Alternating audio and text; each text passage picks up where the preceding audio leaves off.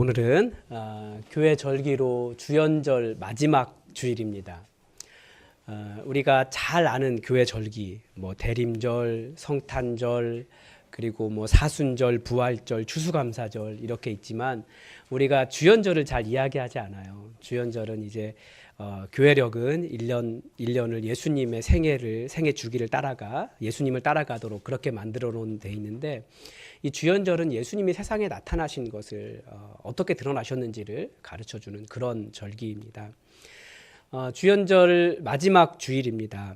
이 날을 산상변모주일이라고 이야기합니다. 그리고 산상변모주일이 지나면 이제 이번 주 수요일부터 사순절 절기가 시작됩니다. 사순절 절기가 어떻게 계신다냐면, 그러니까 우리도 잘 이해할 수 있어요. 우리 대보름이 되면 우리 교회 척사대회 하잖아요. 척사대회 지나고 달이 완전히 금음이 되고 난 다음에 돌아오는 첫 번째 수요일이 사순절의 시작이에요. 이 사순절은 잘 알다시피 우리 주님의 고난과 부활을 묵상하면서 주님의 고난에 동참하는 기간입니다. 그래서 이때는 금식도 하고 사실은 기쁨의 찬양도 잘 부르지 않습니다. 전통적으로 교회력에서는 할렐루야 찬양도 부르지 않아요. 그러나 사순절 기간 안에 포함된 주일은 사순절에서 제외됩니다. 왜냐하면 주일은 우리 주님께서 부활하신 빛의 날이거든요. 그래서 주님을 높여드리고 나의 상황은 좀 뒤로 하고 하나님께 할렐루야 찬양도 불러드리고 그렇게 지내는 날이 주일입니다. 그렇게 계산해 보면 월요일부터 토요일까지 6일, 6주 동안 66에 36, 4일 비잖아요. 그러니까 수요일부터 시작하니까 수, 목, 금, 토 이렇게 하면 사순절이 되는 겁니다. 40일. 이 주연절을 마치는 주일, 그리고 사순절이 시작되려고 하는 이 날을 교회력으로는 산상변모주일이라고 부릅니다. 산상변모주일은 오늘 우리가 읽은 본문처럼 예수님께서 높은 산에 올라가셔서 몇 명의 제자들이 보는 앞에서 모습이 변화되신 것을 보여줍니다. 우리가 이 본문을 살펴보기 전에 이 본문의 문맥을 먼저 이해해야 돼요. 보통 우리가 성경을 장절로 이렇게 읽지만 성경은 원래 장절이 구분이 없었습니다. 그러니까 다 이렇게 그 본문이 거기 들어있는 이유는 순서가 있는 그 이유가 있는 거죠. 그래서 앞에서부터 쭉 읽어야 그 본문의 위치를 통해서 우리가 본문을 이해할 수 있습니다. 예수님의 사역은 지역과 시간으로 볼 때 크게 두 개로 이렇게 구분됩니다. 하나는 예수님의 주 사역지였던 이스라엘 북쪽의 갈릴리를 중심으로 하는 초반 사역과, 그리고 이제는 예루살렘으로 가는 길과 예루살렘에서 있었던 십자가 사역으로 나눌 수 있습니다. 그러니까 전반기와 후반기가 나눠지는 거죠. 전반기 갈릴리 사역을 통해서 예수님은 무엇을 보여주셨습니까? 예수님이 어떤 분이신지를 보여주셨어요. 예수님이 어떤 분이신지.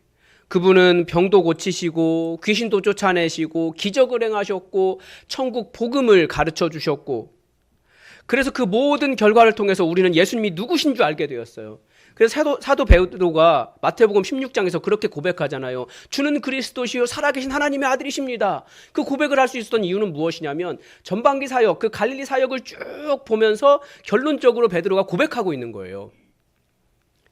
그리고 그 고백 위에 하나님의 교회를 세우시겠다라고 하는, 예수님의 교회를 세우시겠다고 하는 예수님의 비전도 말씀하십니다. 그리고 베드로의 고백이 끝난 이후에 그리고 이제 새로운 내용이 시작되는 거죠. 그러면서 예수님께서 뭐라고 말씀하시냐면 이제 됐다. 그래서 다 사람들이 예수님에 대해서 누구라고 고백을 할 수 있고 제대로 예수님이 주는 그리스도시요 살아계신 하나님의 아들입니다 라고 고백한다고 해서 끝나는 게 아니라는 거예요. 그래서 그 고백이 되었기 때문에 예수님께서 한마디 하세요. 이제 예루살렘으로 가자. 그런데 예수님이 그냥 예루살렘으로 가자만 말씀하신 것이 아니라 나 거기 가면 장로들과, 그러니까 원로들과 대제사장들과 율법학자들에게 많은 고난을 받고 죽임을 당하고 3일째에 살아나게 될 것이다 라고 하는 예루살렘 사역을 말씀하십니다. 그러니까 아직 예루살렘으로 출발하신 것은 아니에요. 그렇지만 이제 예수님께서 예루살렘 사역을 시작하고 계시다라고 하는 것은 알 수 있습니다. 그러면서 예수님은 예루살렘으로 가는 그 길 위에 서 있는 제자는 어떤 사람인가를 말씀하세요.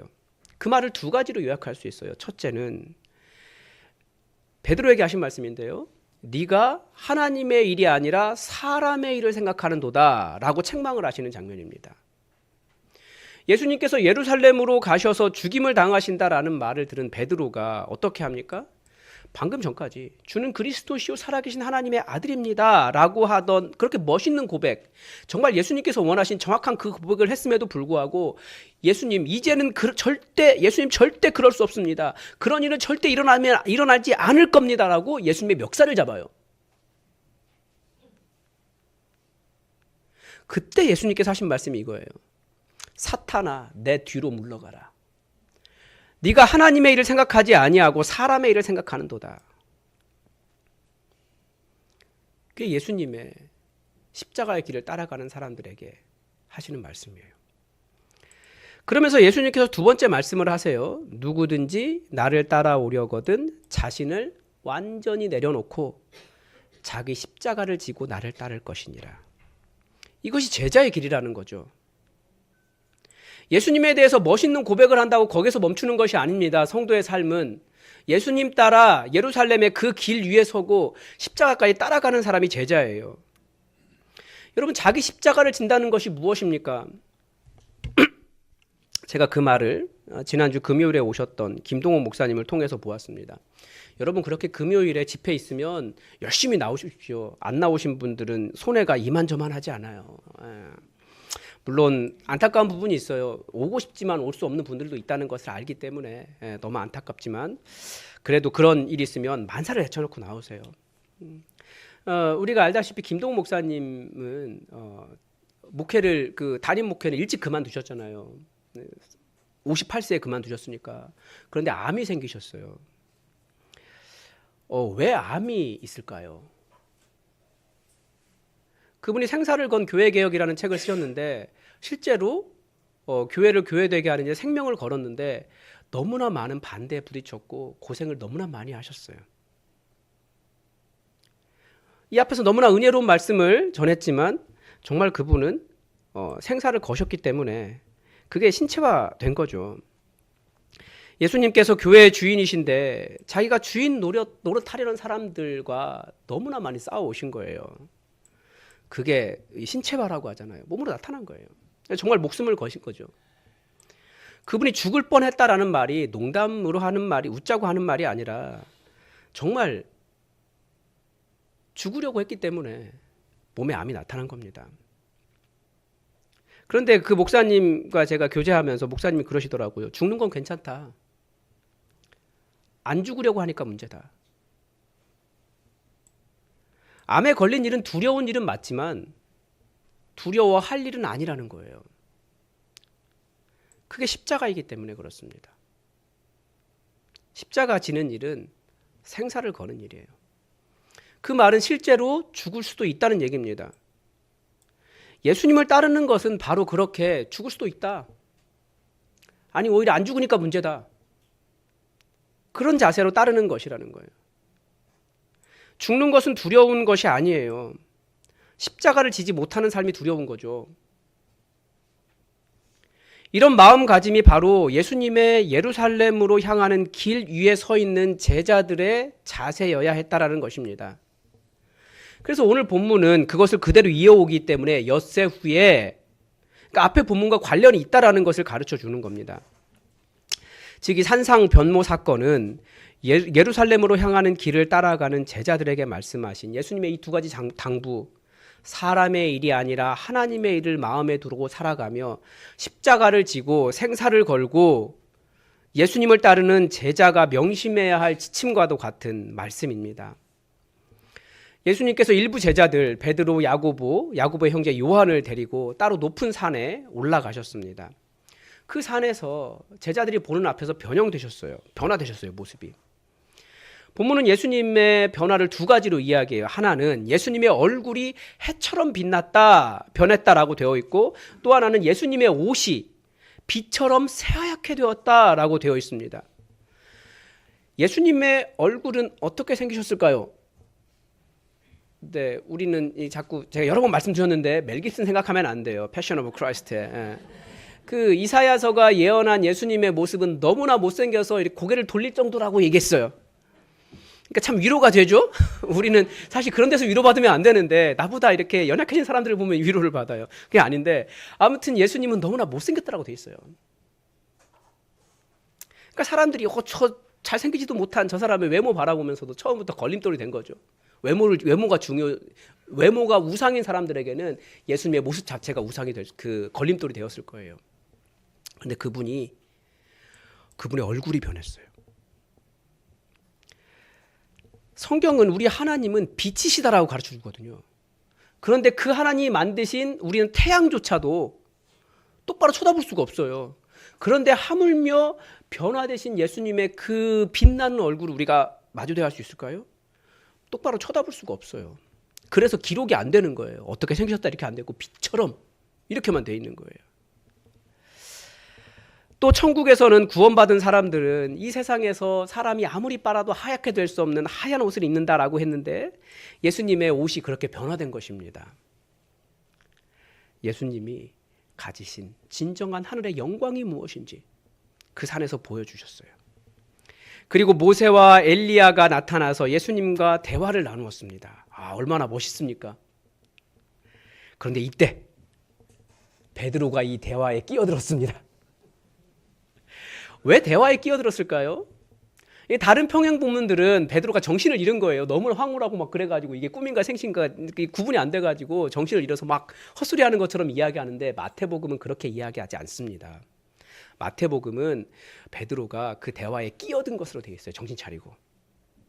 왜 끼어들었을까요? 베드로가 한 말을 보면 알 수 있죠. 주님, 우리가 여기 있는 것이 너무나 좋습니다. 원하시면 제가 여기에 천막 세 채를 마련하겠습니다. 주님을 위하여 한 채, 모세를 위하여 한 채, 엘리야를 위해서 한 채. 여러분, 베드로의 열정이 느껴지십니까? 우리가 베드로가 성급한 사람, 그래서 여러 가지로 사고치는 미숙한 사람이라고 이해할 때가 많은데 사실은 베드로는 내가 하나님의 일을 할 수만 있다면 어떻게든지 최선의 능력을 다해보겠습니다라고 하는 아주 열정적인 헌신된 사람이었다라는 거예요. 주님을 위하여, 모세를 위하여, 엘리야를 위하여. 베드로가 생각한 주님의 일은 집을 짓고 천국의 모습으로 영광스럽게 그곳에 머물러 있는 것이었어요. 그것이 주님을 위한 일이라고 생각했다라는 거예요. 우리 다 높은 산에 올라 변화된 모습으로 해처럼 밝은 모습, 밝게 빛나는 삶을 살고 싶어 하지 않으십니까? 그래서 다들 교회 안에서 뭔가 고고하고 멋있고 편안한 삶을, 평안을 누리고 싶어 합니다. 주여, 여기가 좋사오니 이런 거죠. 그런데 무엇은 싫어요? 주여, 여기서 일하는 것도 싫고 저는 고난받는 것도 싫어요. 피곤한 것도 싫습니다. 제 시간 내놓는 것도 싫고 저는 제가 원하는 대로 살 거예요. 천상의 예수님과 즐거움을 누리고 싶어 하지만 그것을, 그 편안한 삶을 신앙의 열매라고 생각하지만, 그런데 어떤 일이 일어났습니까? 베드로가 이 말 하고 있는 도중에 갑자기 하나님께서 말을 끊어버리신 거예요. 베드로가 그 말을 할 때 아직 말이 끝나지도 않았는데 갑자기 빛나는 구름이 그들을 휘감아 버렸다, 이렇게 되어 있어요. 그러니까 그만해. 그게 주님을 위하여, 모세를 위하여, 엘리야를 위하여 하는 일이 아니라는 거죠. 그러면 정말 하나님을 위한 일은 무엇입니까? 구름 속에 소리가 났어요. 이는 내 사랑하는 아들이다. 나는 그가 너무 좋다. 너희는 그 말을 들어라. 세 가지죠. 하나는 예수님, 그분이 하나님의 아들이시라는 것을 제대로 아는 것이고, 두 번째는 그분을 너무나 사랑하는 거예요. 하나님이 잔잔하게 고백하시는 것처럼 나는 그가 너무 좋다. 그리고 너희는 그의 말을 들어라. 이게 세 번째입니다. 베드로가 하려는 주님을 위하여를 멈추게 하시고 정말 하나님 아버지께서 원하시는 일이 무엇인지 가르쳐 주셨습니다. 아들을 향한 성부 하나님이 하시는 일은 항상 이거였어요. 내가 너를 너무 사랑한다. 우리에게도 요구하시는 일이 뭘까요? 여러분, 주님을 위한 일이 무엇입니까? 그분을 정말 너무나 좋아하는 거예요. 요한복음 6장에 보면 사람들이 하나님의 일을 하고 싶다면서 예수님께 찾아와서 하나님의 일이 무엇입니까? 이렇게 물어보는 장면이 나와요. 여러분, 하나님의 일이 무엇입니까? 예수님 찾아온 사람들이 생각한 하나님의 일이 있을 거예요. 우리 일반적으로 생각하는 하나님의 일이 있잖아요. 가난한 사람을 돕는다든지, 뭐 11조를 많이 한다든지, 안식일을 지킨다든지, 그 당시에는 로마로부터 독립운동을 한다든지, 뭐 그런 것들을 예상했을 거예요. 아니면 세례 요한처럼 윤리적인 정직함을 기대했을지도 모릅니다. 그런데 예수님은 뭐라고 말씀하십니까? 이것이 하나님의 일이다. 곧 그분이 보내신 일을 믿는 것이다. 이렇게 말씀하세요. 우리에게도 열정이 있어요. 어떻게든지 하나님의 일을 해보려고 하는 것. 그런데 하나님의 일은 그 어떤 것보다도 예수님을 잘 믿는 것입니다. 그리고 그분을 깊이 사랑하는 거예요. 그래서 예수님 너무 좋아요. 저 예수님 때문에 살아가요. 예수님 너무 좋아요. 그 마음이 첫 번째라는 거예요. 그분을 사랑하고 그분을 끝까지 신뢰하고 그분을 따라가는 것입니다. 그게 하나님의 일이에요. 이런 하나님의 일에 대한 표현이 나는 예수가 너무 좋다. 그게 하늘에서 들린 음성이라는 거예요. 그래서 우리에게 요구하시는 하나님의 일이 있다면 내가 하나님을 위하여 이것도 해보겠습니다. 저것도 해보겠습니다. 말하지만 마틴 루터가 한 말이 있어요. 너희가 어떻게 하나님께 무엇을 드릴 수 있는데 그거 원래 하나님 거였는데. 그러니까 우리가 하나님께서 우리에게 원하신 것은 하나님을 너무나 사랑하고 좋아하고 그게 첫 번째라는 거죠. 그리고 하신 말이 너희는 그의 말을 들어라. 예수님은 두려워 땅에 엎드려 있는 제자들에게 다가가셔서 그들을 손을 내밀었다라고 되어 있는데 그 표현은 그들에게 손을 내밀어서 어루만져 주신 거예요. 그래서 엎드려서 두려워서 떨고 있는 그들에게 이렇게 등 쓰다듬어 주면서 괜찮아, 일어나, 두려워하지 마. 안심시켜 주신 것이죠. 그리고 그 산을 내려오면서 예수님이 다시 말씀하세요. 예수님의 그 예루살렘 사역을 이야기하시죠. 예수님의 죽으심과 부활을 말씀하시고 그 일이 일어날 때까지는 이 일을 사람들에게 말하지 말아라 라고 명령하셨습니다. 그런데 오늘 본문에 한 가지 이야기가 더 들어 있습니다. 그 산을 내려오면서 제자들이 예수님께 질문했습니다. 오늘 본문에 보면 그렇게 되어 있진 않아요. 제자들이 물어 이르되 10절에 그렇게 되어 있는데 이 새한글 성경에 보면 여기에 원문이 한 가지 더 들어 있습니다. 제자들이 파고들어 질문했다라고 되어 있어요. 그러니까 제자들이 예수님이 하늘에서 음성이 들려서 그는 내 아들이다. 그가 그리스도시다라고 하는 것을 하늘에서 증거해 주셨기 때문에 믿어야 될 텐데 이들에게는 믿지 못하는 이유가 있었다라는 거예요. 왜요?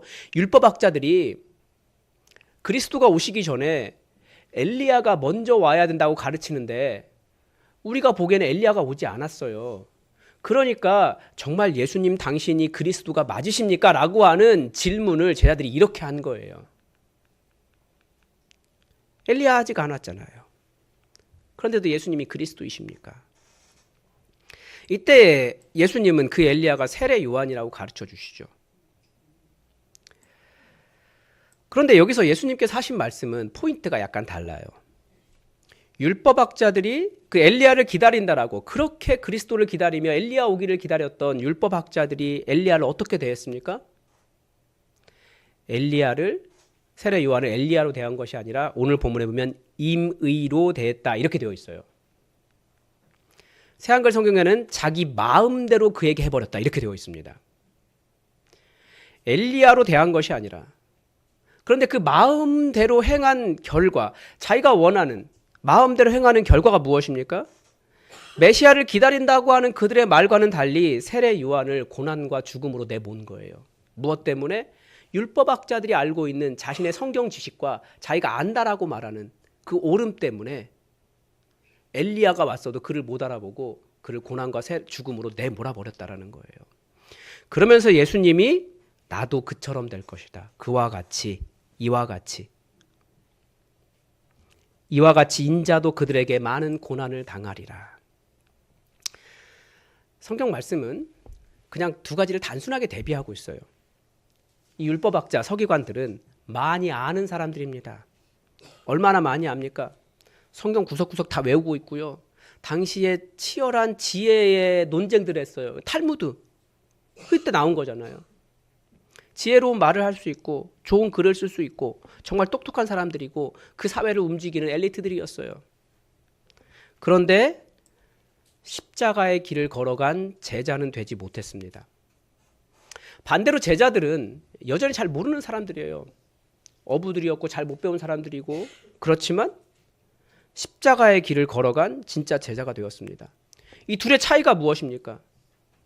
한편은 죽이는 사람이고 다른 한편은 죽는 사람입니다. 안다고, 높다고, 다르다고, 가졌다고 죽이는 사람 되지 말고 알면, 높으면, 다르면, 가졌으면 내가 죽는 사람이 되는 것이 십자가의 길을 걸어가는 제자의 삶이라는 것을 대비하고 계시는 것입니다. 진짜 모든 것을 아시는 분이 우리 예수님이신데 그분은 하늘 보좌도 버리시고 가장 낮은 모습이 되셔서 십자가에 죽기까지 그 길을 걸어가셨잖아요. 율법학자들이 알면 얼마나 압니까? 그런데 그거 아는 조금 가지고 세례 요한도 죽이고 예수님도 죽이고 안다고 사람 죽이지 말라는 거예요. 예수님을 따르는 길은 고난이라고 말씀하세요. 우리는 이것을 십자가의 길이다 이렇게 부릅니다. 예수님의 예루살렘으로 가는 길, 그리고 제자들이 따를 예수님의 길, 너희는 그의 말을 들을지라 하신 성부 하나님의 음성, 모두 이 십자가의 길을 의미합니다.